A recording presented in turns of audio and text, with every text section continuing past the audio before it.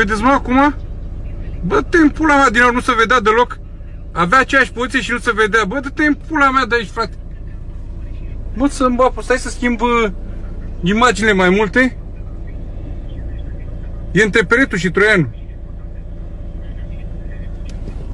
Bă, fratele, și sunt și singur aici. Dacă dispar, să știți că m-au furat extraterestri, frate. Mă vede ăștia că-i filmez? Mă, ce-i cu aia acolo, frate? Eu îmi mișc asta că, în cazul în care zice cineva că filmez, că e vreun trucaj, măcar să vedă despre ce e vorba. O zbura acum. Mă aduce spre ea, frate, dar e pe miriște. Bă, dă-te în pula mea cu așa, uite, și vreun omuleț de la verde de acolo.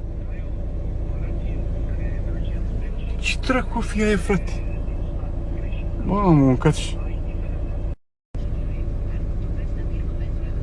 Vedeți, mă, acum? Bă, dă-te în pula mea, din nou nu se vedea deloc. Avea aceeași poziție și nu se vedea. Bă, dă-te în pula mea de aici, frate. E între Peretul și Troianu. Dacă dispar, să știți că m-au furat extraterestri, frate. Mă vede ăștia că-i filmez? Mă, ce-i cu aia acolo, frate? Eu îmi mișc asta că, în cazul în care zice cineva că filmez, că e vreun trucaj, măcar să vedă despre ce e vorba. O zbura acum. Mă aduce spre ea, frate, dar e pe miriște. Bă, dă-te în pula mea cu așa, uite, și vreun omuleț de la verde de acolo. Ce dracu fi aia, frate? Mamă, mâncați.